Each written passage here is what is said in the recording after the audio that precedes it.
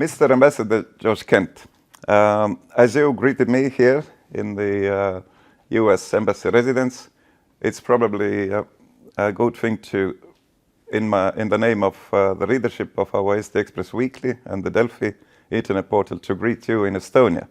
And it's, of course, very encouraging to have a live ambassador boots on ground here in the Republic of Estonia after a pause of 4.5 years. Why is that? Why is that pause? I thought you were going to greet me in Estonian. Tere hommikust. Tere hommikut, sir. I think, you know, we had a gap, as you say, of 4.5 years, and the former President Trump nominated 2 ambassadors, and neither of them eventually came here and took up residence. I think what's important now is that I was nominated by President Biden, the Senate confirmed me, and I'm here to carry on the work of promoting, supporting U.S. Estonian relations. All right. When the last ambassador, 4.5 years ago, Mr. James Melville, when he returned to homeland, he wrote a letter, a quite, I would say, open and vicious one, criticizing Trump's style of government. You, Mr. Kent, you are a career diplomat. As was Jim. Yes. So is this a rare occasion then that an U.S. ambassador writes this type of open letters to the government and to the populace? I think U.S. ambassadors are considered the president's personal representatives overseas, and that was a change from before World War II, when we sent people with a diplomatic rank of minister. And this use of the word ambassador as a title is usually associated more directly with heads of state. Most of our ambassadors are career professionals, as Jim was, as I am. There are some political nominees. And I think Jim actually had finished his 3 years of the normal stint as an ambassador. He came in 2015, he left in 2018. He was planning to retire from the Foreign Service. He'd already accepted a job as an academic at the College of Charleston in South Carolina. So it was more safe to make a proclamation like that. He had a job. He needed to get there before the beginning of the academic year, and then he took the occasion of departure from Tallinn to share his thoughts. I would say that perhaps the U.S. doesn't have the same tradition as British ambassadors. There are actually books of the final cable and thoughts of British ambassadors because they're oftentimes quite entertaining. But Jim exercised his rights as a retiring officer to share his views. To your wider question, I think there has been a tradition of intellectual honesty among U.S. diplomats, particularly during the Vietnam War. There were quite a number of U.S. diplomats who disagreed with U.S. policy and left. More recently, during the Balkan Wars in the 1990s and the military action against Iraq, those who disagreed with policy left. And so I think we have a tradition of providing our best advice to the political leaders whom we help guide U.S. policy. And if individual diplomats disagree, they always have the opportunity to resign. All right. So what are your, what you call in embassy documents, the integrated strategy objectives of the United States in Estonia? Would you like to, have you read the documents? Of course, I've read the documents. So, tell us. Well, I think this is a document that was written before last February 24th, and I think the wider invasion by Russia, the continuation of its war in and against Ukraine, which started in 2014, fundamentally changed many things, including our collective concern about security in Europe. So first and foremost, the U.S. and Estonia as partners and allies within NATO look towards the collective defense and security of our societies. And I think the issues that are related to that have dominated our agenda. Last week we had Secretary of Defense Lloyd Austin here. Certainly. And so that was a sign of the importance the United States places on the relationship with Estonia. And the issues related to that are a critical part of what we do with Estonia. And so Secretary Austin talked with your Prime Minister and your Defense Minister about the U.S. forces, additional U.S. troops who have arrived since last February 24th. That includes a HIMARS battery and an infantry company. We talked about what we do together to assist Ukraine. We talked about what we do together to try to hold Russia to account for its crimes. And as the Vice President said at Munich this past weekend, what we consider to be crimes against humanity, war crimes, that Russia has committed in Ukraine. Okay, but let me first finish my questions about Estonia. How do you find the embassy equipped to carry on U.S. strategical initiatives in Tallinn? Is this a subsequently big one? What about the building? What about the telecommunications, the security? Let me ask first, what is the annual budget of U.S. Embassy at Kentmani Street? Yeah. Well, first of all, as Ambassador Kent, I enjoy going to work every day on Kentmani Street. Indeed. I do want to find out who Mr. Kentman was back. He was a municipal guy here. Okay, good. Well, there's a story there. But as an American diplomat, I look forward to when the American embassy will be located on Sur America. Sur America. In between Sur America and Väike Väike, America. yeah, and I guess there's a Kesk America That's somewhere. a joke. What is your assessment of the probability that Estonia will be attacked by Russia?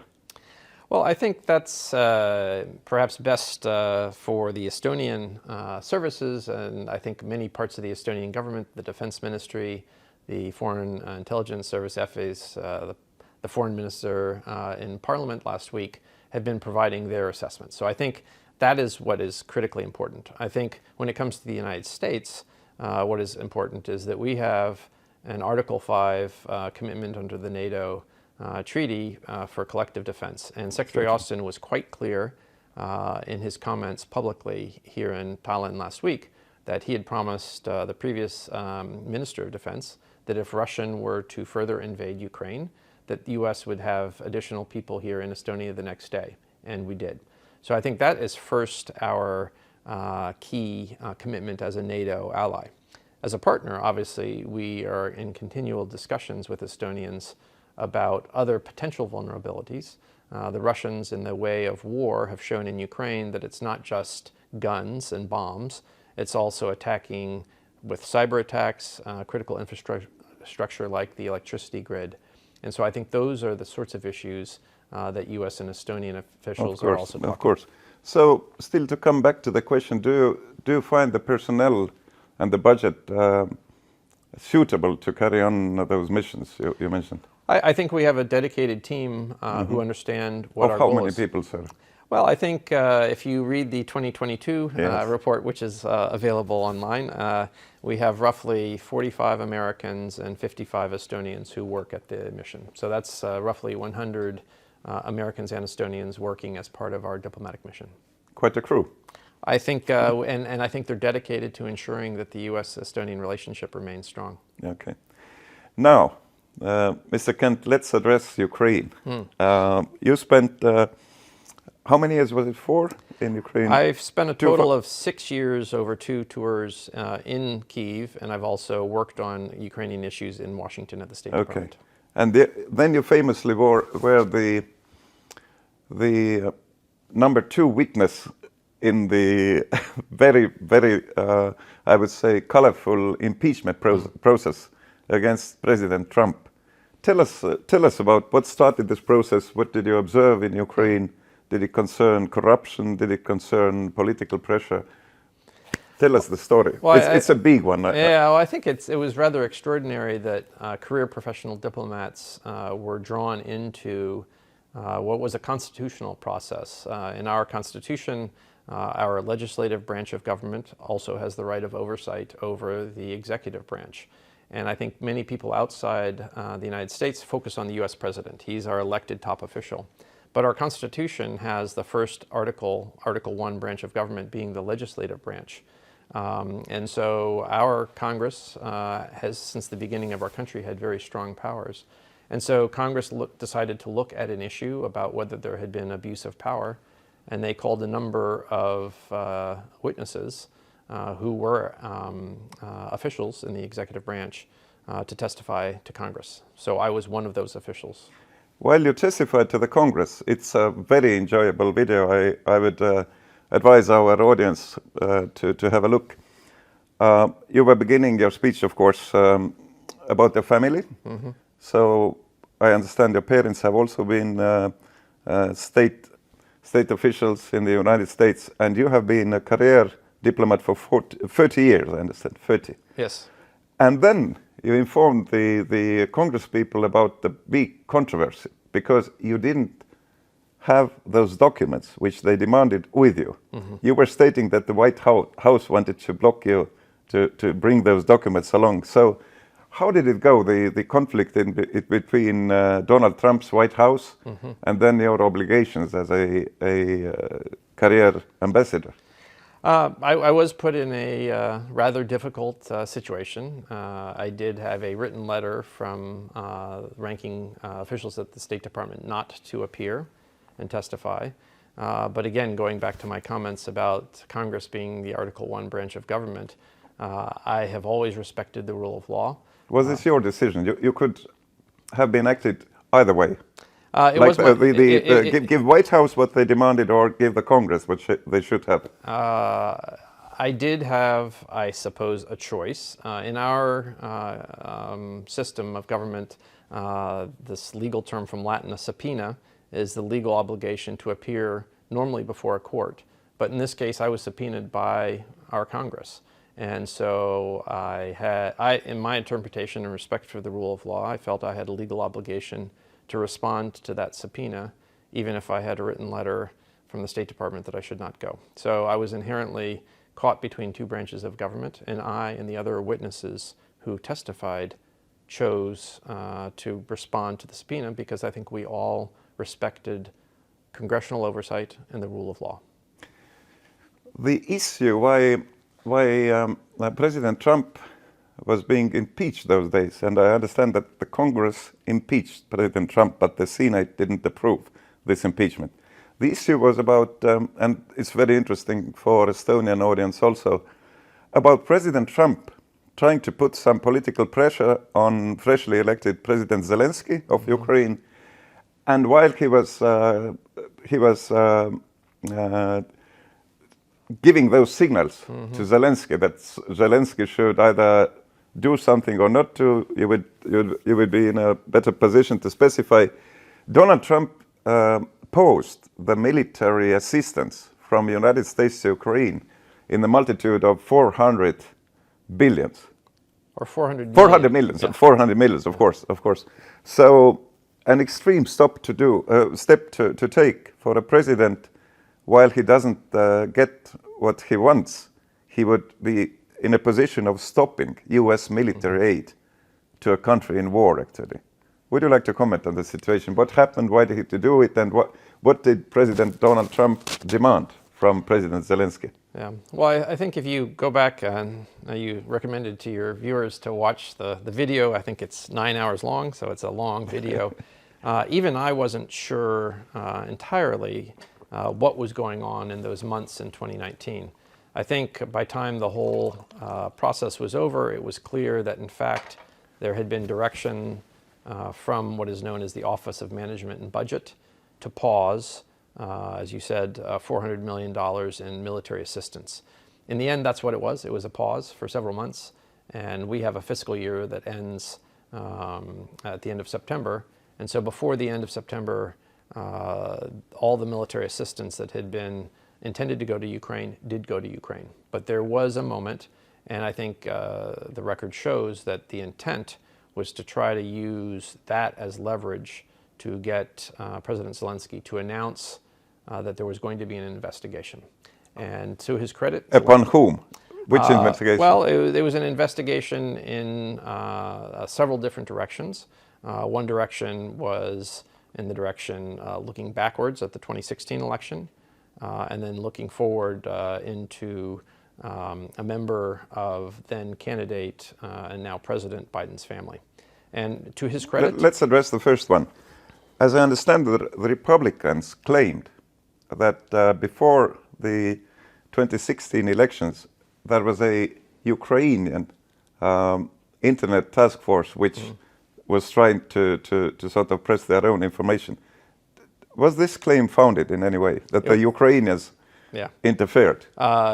No basis in that whatsoever. Okay, and the second thing he wanted then was President Zelensky to publicly mention the part Joe Biden's son, Hunter Biden, played in the quite corrupt oil company, gas company, Burisma. Burisma, okay.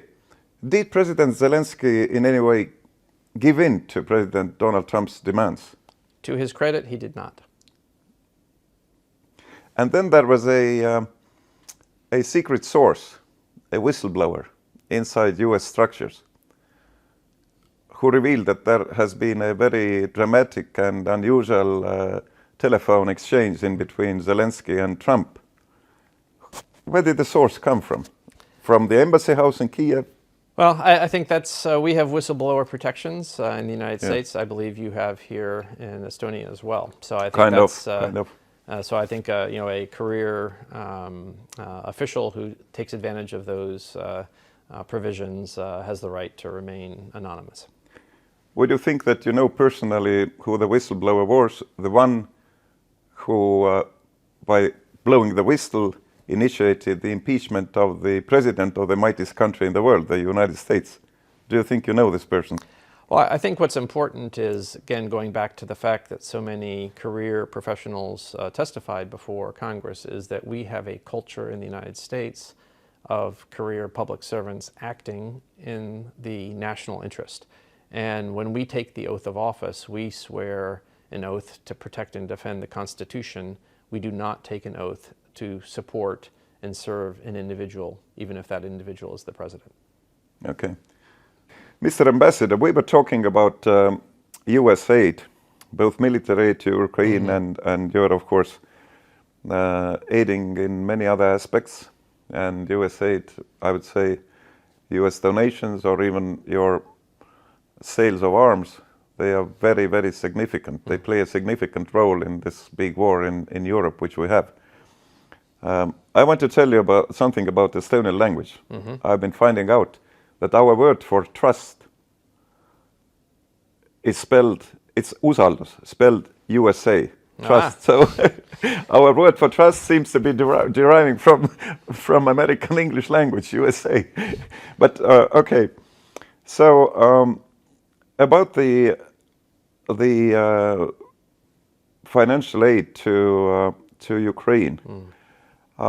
I noted that there are different kinds of military aid you're giving. First is, of course, you are donating those nice weapons of yours, HIMARSes and whatnot. Then, partly, you are selling those weapons to Ukrainian government. I don't know whether you get the payments right now or will it happen after the war.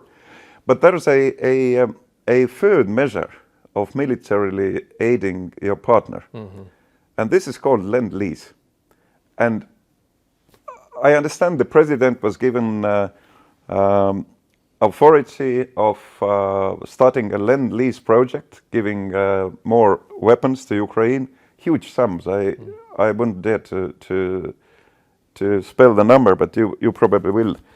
And this Lend-Lease has not been started yet, although it was signed by the president and authorized by the Congress. Not signed by the president, but authorized by the Congress in May last year. Would you like to tell me what is Lend-Lease? Sure. Well, I think this goes back into the history of World War II. At a time, you had a president, Franklin Delano Roosevelt, who felt strongly that we needed to help the countries battling German Nazi aggression. We had and his phrase was, the U.S. needed to be the arsenal of democracy. So we needed to support countries, particularly Britain, who were fighting. At the same time, we had a Congress that was isolationist and did not want the U.S. to be involved in war. So some lawyers and smart politicians came up with a mechanism that we weren't directly involved in the war, and that we would provide the means for another country to win without technically being directly involved. So it was a legal mechanism established so that we could actively support countries that were fighting And not just the UK. The Soviet Union received thousands of planes, tanks, trucks, and guns to help the Soviet army also on the Eastern Front. So that's the history. The concept, arsenal. Even canned food. Lots of the food. cans of which were still exposed in some farm at our Hiiumaa Island, like in the 80s. That's right. Lend-Lease, United States. So, I think the theory that the U.S. had a moral obligation to support those battling fascism, but then needed a legal mechanism when our Congress, under our Constitution, has the right and authority to declare war. Fast forward to now. You referenced authority, and I think that's the important word, because in our system, there's a clear distinction between authorizing legislation and then the legislation that gives money, or an executive decision. So you're right, that Congress passed a law. Authorizing bills oftentimes are public signals of intent. Authorizing bills don't have money attached, so there has to be a separate budgetary process. So the president is not free to just start sponsoring Ukraine with weapons on his own. He needs another consent of the Congress. Right, so you need the authorizing possibility, and then you need the money in the case of U.S. government resources being applied. There's another element of authorization, which is called drawdown authority, that Congress gives the president the right to give weapons that we have in our warehouses, our stock, similar to what Estonia did with its howitzers and its munitions. And so what has happened to date is that you have authorizations for the U.S. to support Ukraine.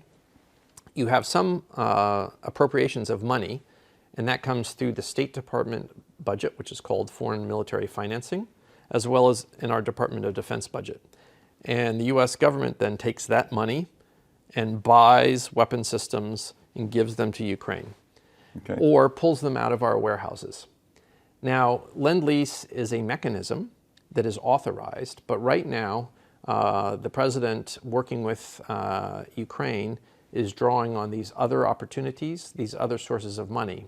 And when you talk about buying weapons, although sometimes that's the way it's written, right now the Ukrainians are using our foreign military financing, our budget, to purchase these weapons. So it's not coming out of the Ukrainian budget. But would the Lend-Lease be applied? Would the Ukrainians, after, of course, the military activities have been seized, would they have to pay at the end of the day? I learned from history that Britain was paying the last payments of Lend-Lease like 20 years ago, I guess. The Brits have been paying on some of their Napoleonic war debts for even longer. So I think, again, there's an issue when a country takes an obligation to pay it off on whatever the terms of the payment are. At this point, between U.S. and Ukrainian officials, we are not looking to use that possible mechanism because we are providing billions of dollars of assistance through the other mechanisms that we have. But some think that there's not enough armory, there's not enough ammunition, the U.S. could be providing more. So you don't see the current state of Lend-Lease, which is non-existent actually. You don't see this as an obstacle to help Ukraine win the war? I think at this point it served as a statement of intent and a signal of intent by Congress to give additional options to the president, to the U.S. administration to help Ukraine. It's not the only one. And as I said before, if there are items that Ukraine needs and the U.S. decides to provide, up until now we've been using what's known as drawdown authority, and those weapons have been getting to Ukraine very quickly, and it does not come with that legal obligation under Lend-Lease. At this point, I would like to ask you about the very prominent U.S. mission, which was being sent to Ukraine this January, just a few weeks ago. A mission consisting of defense, state, U.S. aid, and inspectors general offices. So that's a serious one. Is this a regular mission, or does it imply the suspicion that some of the U.S. help is being channeled elsewhere, as it has happened in Ukraine multiple times some years ago? I think we're confident that in the past and in the future, U.S. assistance to Ukraine will be used for the reasons it was intended. I think we have a system when we provide money and assistance to other countries that built into the program has to be a rigorous process of monitoring and evaluation. So regardless of trust or intent, we have, as the U.S. administration, what is known as a fiduciary responsibility. And that means we have the responsibility to ensure that our taxpayer dollars are being used for the reasons that Congress intended. So this visit of, as you say, State Department, USAID, and Defense Department inspectors is something that actually happens on a routine basis continuously in all countries where our monies are being spent. And that's important because everybody, Congress, U.S. citizens, need to have the confidence that the money is being used in its purpose. Okay, this is about confidence, but let me cite you yourself. You were, in one of your statements, you were quite outspoken saying that corruption in Ukraine is endemic. Yeah. Is it better now, you think, than as opposed to the time when you were there with diplomatic mission? Right. I would say the situation is better. And I think in the context of my testimony in 2019, I talked about how when there were certain targeted programs that were not being used for the purposes we intended, we shut the programs down. We had not given the Ukrainians a blank check or money. We had Which ones were they, sir? Well, there was an intent to have a program related to Ukrainian customs. And the gentleman who at the time was overseeing it was deemed corrupt. That was not just our view. The Ukrainian Anti-Corruption Bureau arrested him. And since it wasn't possible to do what we intended, we shut the program down and returned the money to the U.S. Treasury. Okay. And so I think that's again, when I talk about fiduciary responsibility, U.S., again, professional civil servants take their responsibilities very seriously. We have outside monitors and evaluators. So it's not just our friends or our colleagues at the State Department who go and look at the programs. There needs to be outside parties to take a close look. And so that is built into our system of So how does it work? Are the American inspectors then establishing their offices in Kiev and then personally going through the documents, or do you task the Ukrainian prosecutors and inspectors with that one? We do our own reviews. Again, inspector generals exist in all parts of the U.S. government. There's an inspector general in the State Department, an inspector general in the Department of Defense, and they have statutory independence within our organizations in order to be able to do their job. And so I think because of the huge volume of assistance we are providing, you will see this intense level of inspections and audits. Okay. So I think, going back to your bigger question, the situation in Ukraine has improved after the Revolution of Dignity in 2014. Again, today is the anniversary of that event. Ukrainians developed software, I think, inspired by Estonians. They called it Prozoro, which means transparent in Ukrainian. And it used online bidding for government contracts that expanded the number of small businesses that could bid, provided better services at a lower cost. And so what that did was it decreased the space within procurement for theft. Now, inventive minds can always find ways of corruption in various parts of the government, but Ukrainian civil society, media, and non-governmental organizations have been very aggressive at uncovering what they see as misallocation of Ukrainian resources. And so there was a wave of resignations several weeks ago, and those were driven by investigations by Ukrainian media. And I think that's why all of us support an active, free media, because media helps keep not just informing the public of what's happening, but helps keep those in office, if you will, on their toes so that they do what they're elected or appointed to do. So, Mr. Kent, you seem to have more trust.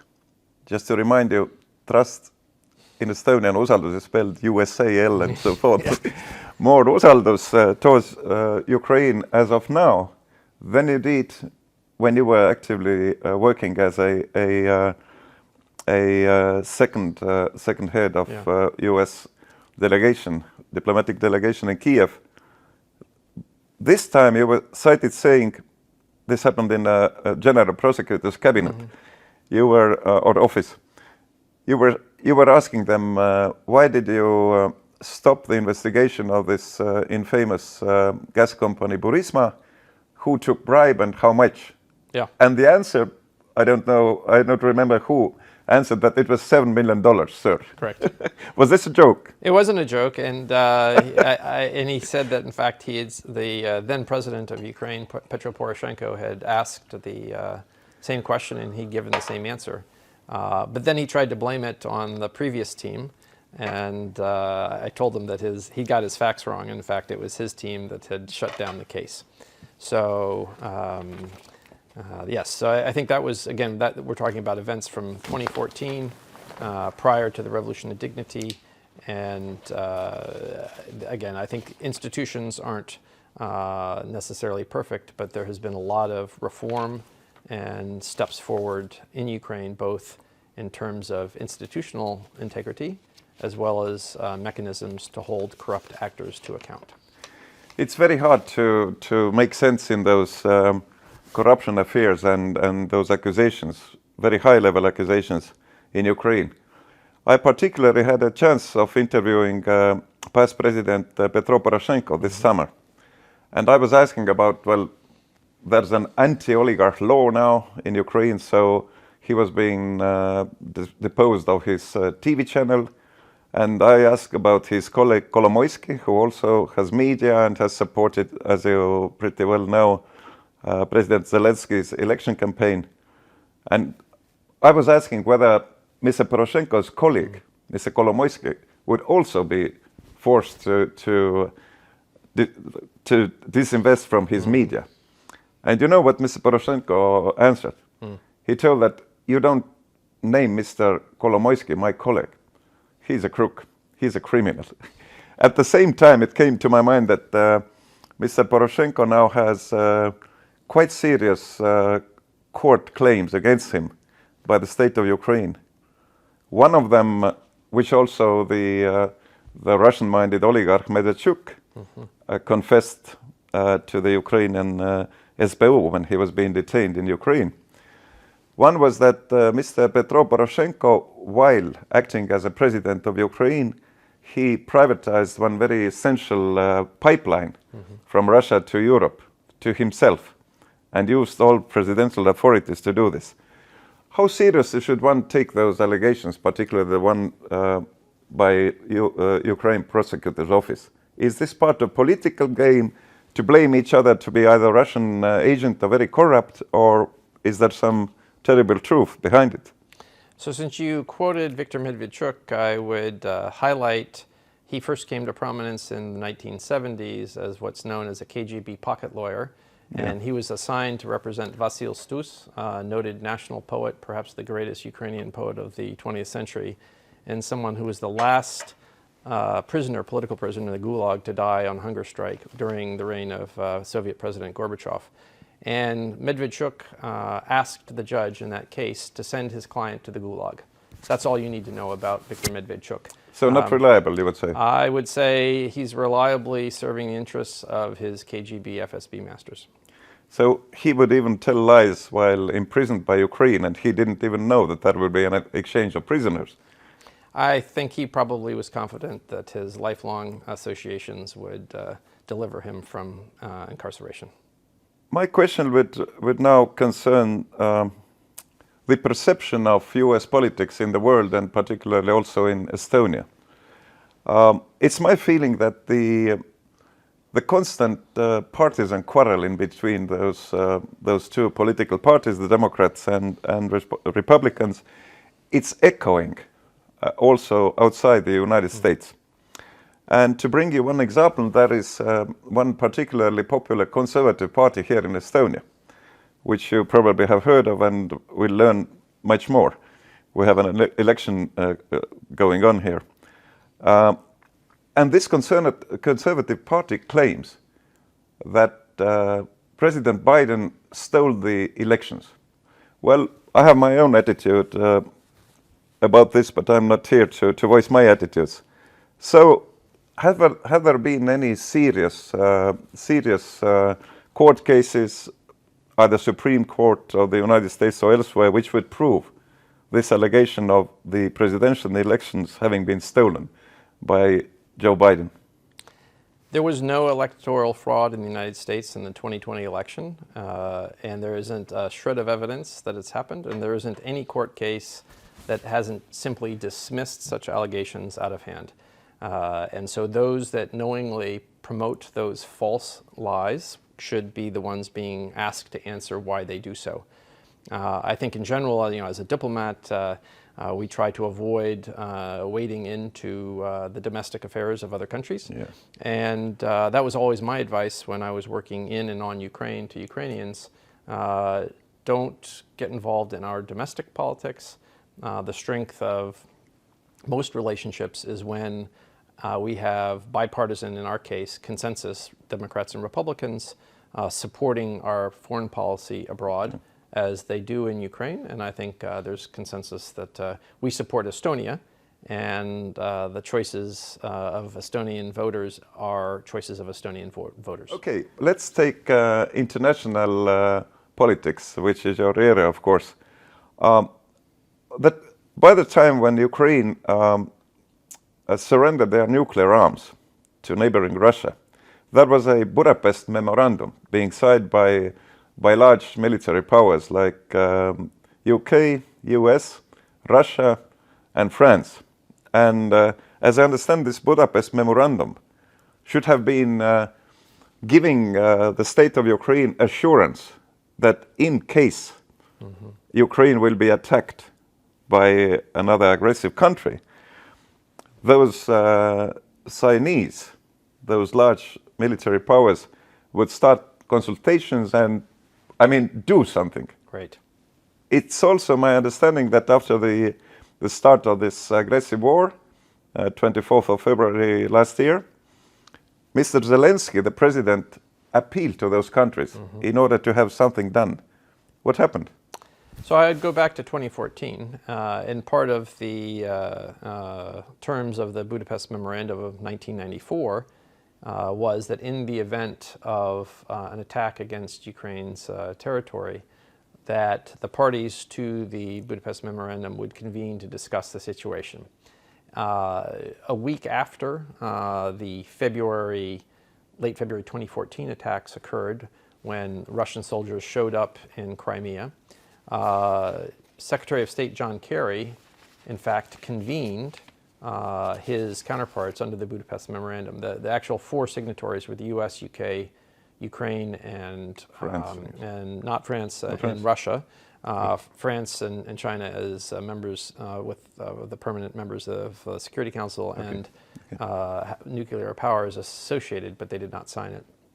All four foreign ministers were in Paris, and on March 5th, 2014, John Kerry, William Hague, the UK Foreign Secretary, and Andrei Desytsa, the then interim Ukrainian foreign minister, met and discussed the matters per the terms of the Budapest Memorandum. Sergei Lavrov was in Paris because there were other meetings involving all of the ambassadors. He refused to show up. So I think what we see is a consistent pattern of Russia taking on obligations to respect the territorial integrity of Ukraine and then violating them. And that goes back to before the Budapest Memorandum, the 1990 Charter, OSCE Charter. It certainly involves the Budapest Memorandum. It involves the 1997 Russia-Ukraine agreement. So multiple times Russian leaders affirmed their respect for Ukraine's territorial integrity and sovereignty, and then they violated it. And so I think the US and the UK, again, did what they needed to in the immediate aftermath of the 2014. And then I think in that spirit of supporting Ukraine's territorial integrity and sovereignty, all of our actions since then have been to support Ukraine, to understand that Ukrainian territory is Ukraine. And in fact, in 2018, we consciously issued what is known as our Crimea Declaration, and we based it on the 1940 Wells Declaration, in which the U.S. stated that it would not recognize the forced incorporation of Estonia, Latvia, and Lithuania because we consider it occupied territory. And indeed, Estonia's diplomatic mission continued in the United States. That's right, Mr. Ernest Jaakson, for tens of years. Quite a long time.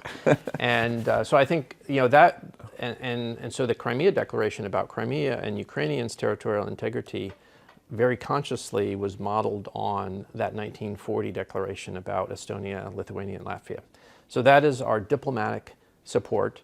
Obviously, the economic and military support you referenced earlier is also very much a part of our support of Ukraine's territorial integrity and sovereignty. And so again, the questions come back to Russia. Okay.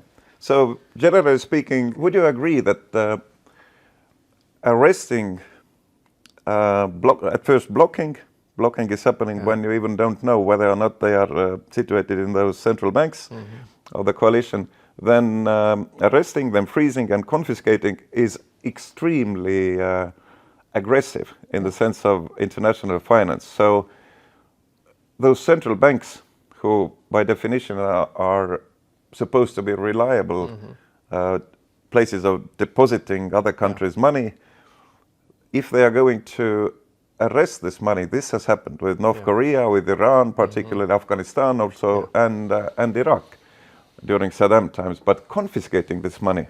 Okay, there was one program, the largest actually, among those I mentioned, the Iran Food for Oil program. Yeah. But this was with the permission of based on the decision of the United Nations. So, can we be sure that the thing which was being announced about 1 year ago, and which has not have happened actually, can we be sure that the coalition countries will find a legal way to really confiscate and send those 300 billion, or I don't think there even is so much, to reconstruction in Ukraine? I think that's a fair question for which there is not yet a clear answer, but I think it's... After 1 year passed? I think there are the same officials who are involved in those discussions are also, for instance, involved in looking also to limit income, ongoing income with Ukraine. And so that same coalition you mentioned, oftentimes called the G7 Plus, more recently has been talking about an oil cap to restrict the price that Russia can charge and receive for crude oil sales. And the leverage comes through the general provision of insurance and shipping services by mainly EU flagged vessels and companies. So I think those countries in good faith and intention, not just having frozen assets, are looking to reduce income streams. And I will say that's a complicated conversation. It's one where Estonia's voice again is quite prominent. And the conversations that I have, U.S. officials in Washington have with Estonian counterparts, is ongoing again to seek ways to reduce the monies that are flowing to Russia, which is an ongoing concern, but then as part of that wider conversation, how do we stop Russian aggression? How do we hold Russia to account? And how do we support Ukraine? Okay. Particularly the huge case of those 300 billions, probably most of which is missing because the president of the Central Bank of Russia, Elvira Nabiullina, she's a fast lady. I would guess she would have transferred this money to Dubai or China or Turkey or elsewhere. Okay. It's very sad to see the Ukrainian people, particularly also from the establishment, particularly the aide of the cabinet of President Zelensky, Mr. Mikhailo Podolyak, planning those 300 billions already for hospitals, bridges, power stations for half a year. And it's even not there.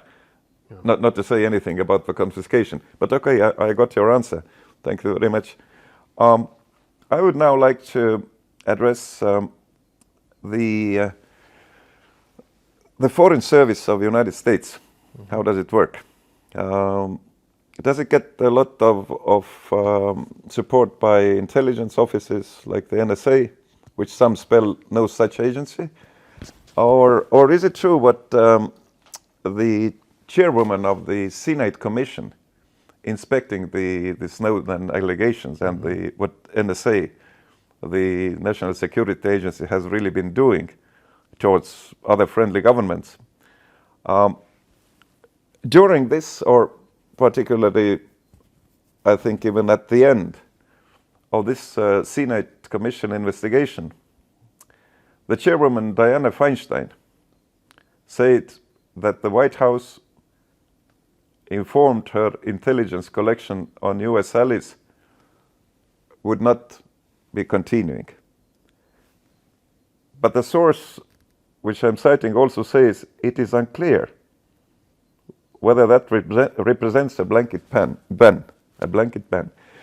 So does or does not the United States tap the wires of international partners like Germany or even Euro Commission, or has it stopped mostly, as Dianne Feinstein, the politician, said? Right. Well, I would say that again, having testified under oath before Congress, any administration official who would intentionally mislead or lie to Congress would be held legally accountable in our system. It's called contempt of Congress. So I would say in general, when officials of the administration do brief Congress or make assertions, they're under intense legal pressure to make sure what they say is true.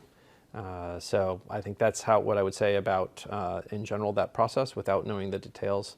And while it may not be satisfying to you, I will have to say what we always say, which is, as a diplomat, I don't have any comment about intelligence matters. Of course, but what about diplomatic mail? That was a funny case here in Estonia. The former president, Toomas Hendrik Ilves, was having probably a dinner or a meeting with then U.S. ambassador. And he was careless enough to complain how tired he is of Estonian politicians, and also how small his salary is. And then, after WikiLeaks, Julian Assange published it, it appears that the ambassador to Estonia reported this conversation to Washington. Is this still the case that if you ask Estonian prominence to a dinner party, you would later have to report what the conversation was about, or was this an exception? Well, I think going back to people like Assange or Edward Snowden, who claimed they acted in the interest of providing information to others, with the benefit of years passing, it's very clear that they allowed themselves to be used in Russian information operations. And so the intent was not to have freedom of information, but to weaponize information. And I think all of us have to deal with that. In terms of diplomatic practice, I believe that it is the case that diplomats of every country, when they engage host government officials, do write up reports back to their capital, sharing their assessments of those conversations. Estonia sends very high quality diplomats to Washington. And I'm confident that they provide quality reporting back to the Estonian government of their conversations in Washington. We do likewise. Fair enough. What about the Foreign Corruption Act? Mm-hmm. I understand that the American companies are not legally allowed to bribe foreign governments or municipalities in order to get their good products sold, whether it be the power station or some buses or computers, and there's a difference in between this Foreign Corruption Act in the States and what the European countries and those companies in Europe can allow themselves. So particularly sometimes it appears that the United States, also through United States embassies, has to engage in some intelligence work, espionage, upon whether or not a corrupt deal has been happening. Yeah. Well, I would say, again, diplomats don't engage in espionage. Generally, our approach is we ask questions, and if people answer it, that's part of the diplomatic discourse, as you were describing before.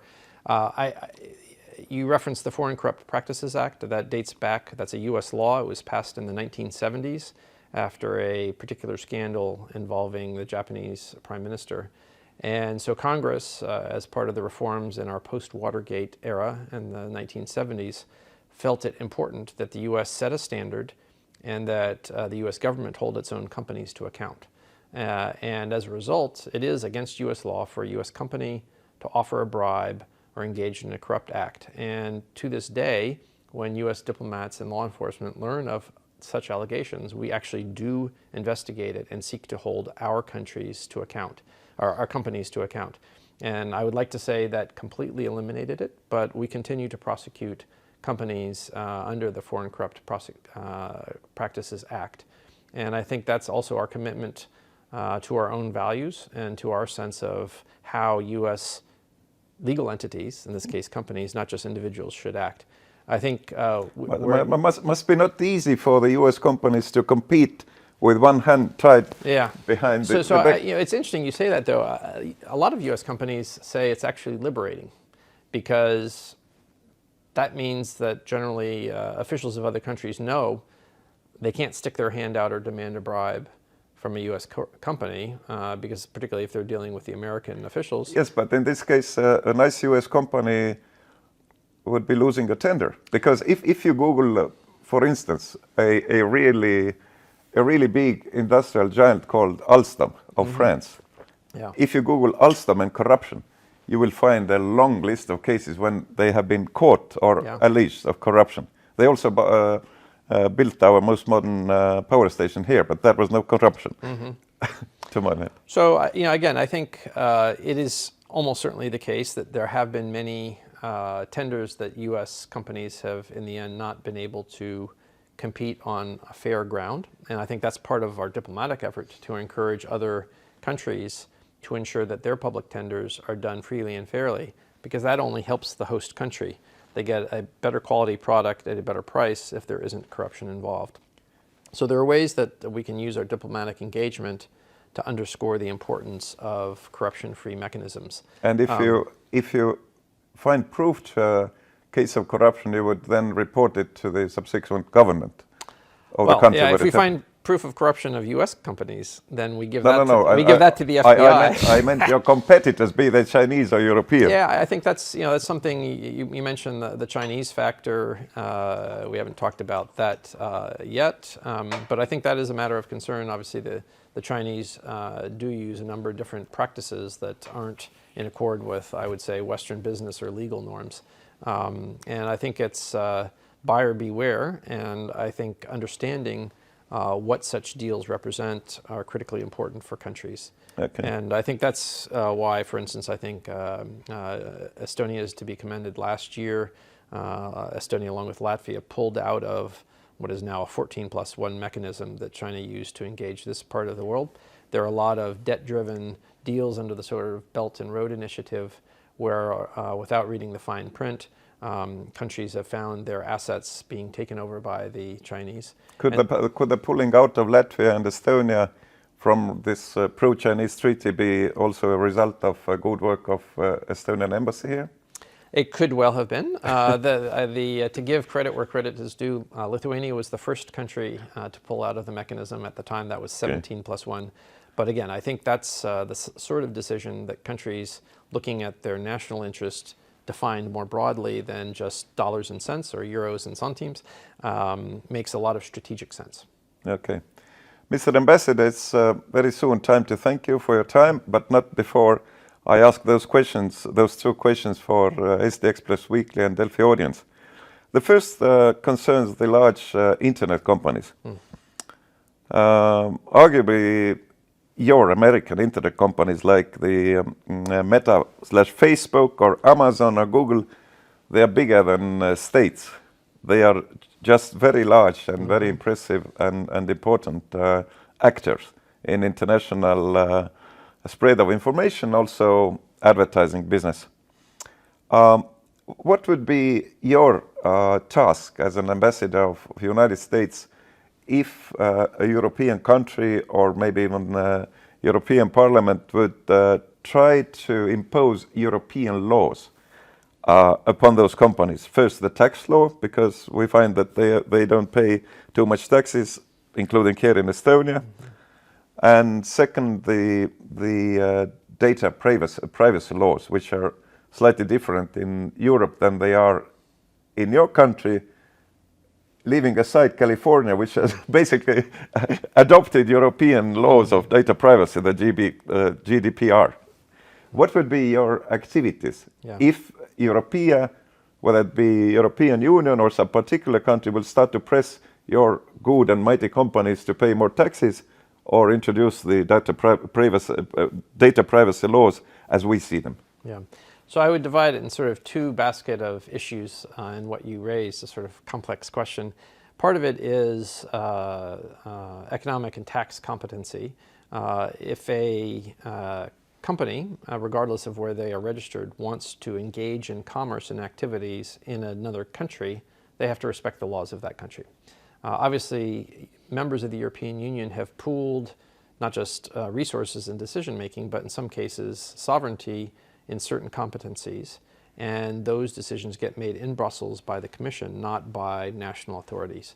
When the U.S. engages, therefore, on certain issues, we engage European Commission officials. On other issues, we continue to engage national officials. In any case, we have a vigorous transatlantic dialogue between Washington and Brussels, but also Washington and all the capitals of EU member states. So I think, again, from a corporation perspective, if they want to offer services and charge for services rendered in a country, they have to respect the laws of that country. If those laws or regulations are set by the European Union sets those laws. Now, I think the issue of whether U.S. companies may be subjected to different treatment gets into, again, fair commerce and competition. So I think issues like that are oftentimes on the agenda of conversations between U.S. and EU officials, as it should be. The issue of privacy is obviously one that concerns all citizens, regardless of country. And I think there has always been an inherent tension in the rights of free speech and activity and privacy, which is defined differently in different countries, and the needs of the state if there is either a national security or a law enforcement concern. And I think those issues, because they involve inherent rights of individuals and rights of states, oftentimes then are resolved in the courts as they are in the United States. And if a citizen or a company feels that their rights under our Constitution are being violated by the U.S. government, they can take the U.S. government to court. And sometimes the U.S. government wins and sometimes it loses.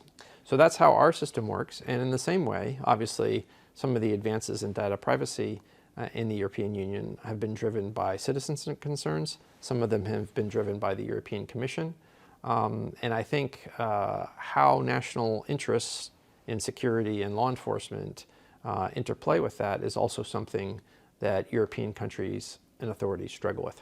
My last conversation, I'm not from California, but I would say that if California were an individual country, I think it would be a member of the G7 because of the size of its economy. And because of the size of its economy, when California adopts certain standards, sometimes the rest of the United States follows. And auto emissions is a perfect example of that, because California has an air quality challenge for 50 years just because of the geography. And so they set higher standards than the rest of the United States. And because so many cars or so many products get sold in California, manufacturers oftentimes meet the California standard, which is higher than our national standard. So we have a federal government. Certain things are done by our national government in Washington. If it's not in the Constitution, it is normally delegated to the state level, and then certain other decisions get made at the local level. Just to add to this question about the internet platforms, would you have approved President Trump's action, which he declared but didn't commit, to introduce new American owners to Chinese TikTok, which is extremely popular among U.S. youth, the most popular? I see that. I also don't trust TikTok as a application. And do your children or grandchildren? I don't have grandchildren, but I told my children and my wife and my relatives that they should stay off TikTok because I think that going back to your issue that you raised in the previous question about data integrity, data privacy, there's no privacy in users of TikTok. And I think when people download apps onto their smartphones, they need to be very aware of what those apps might do. In the same way, that's an individual concern. Companies and governments need to be concerned about the integrity of their data systems. And I think this is part of the dialogue about having trusted suppliers of parts, including in 5G communications networks. Because in the same way, TikTok can have the software designed to allow backdoors and information to flow elsewhere, so too can communication devices. And I think that's an issue that Estonian leaders are aware of and have taken action. And that's also part of our ongoing dialogue with other countries and governments. Okay. Mr. Ambassador George Kent, I would like to ask you whether this challenge, working as an ambassador in Tallinn, is a big one, or our country is a more dull or quiet country in comparison with the places where you have worked as an ambassador. Uzbekistan, I believe, Ukraine, of course, and the others. Is this a quiet place, or is it a big challenge for you? What are your next steps? By the way, 2 questions. I've only been here for 3 weeks. And so what I would say is, and it's also the first time I have served as a diplomat in a NATO country and an EU country. I served in Poland in the 1990s, but Poland was neither NATO nor EU or even OECD at that point. So I look forward to a slightly different set of conversations and issues because we are allies. We do have a shared agenda which also touches, as we said, on that EU-US transatlantic conversation on issues that are under EU competency. And I think we have a shared challenge of the remaking of our security environment due to Russia's invasion and war in Ukraine. And so that is a very full agenda. We have lots of work to do together. And I think whether it's in the security sphere as allies, whether it's in the shared prosperity sphere of what we can do for our two economies, avoiding being undermined by cyber and other elements, how we can cooperate in law enforcement, and even how we can get a new embassy on South America. There's lots of work to do here in Estonia, and I'm thrilled to be here. Oh, it's time to finish. I understand you're being told. Looks like my dog wants to take a walk. Okay, Mr. Ambassador, please keep up your good work as a diplomat. Thank you very much for this interview. Aitäh.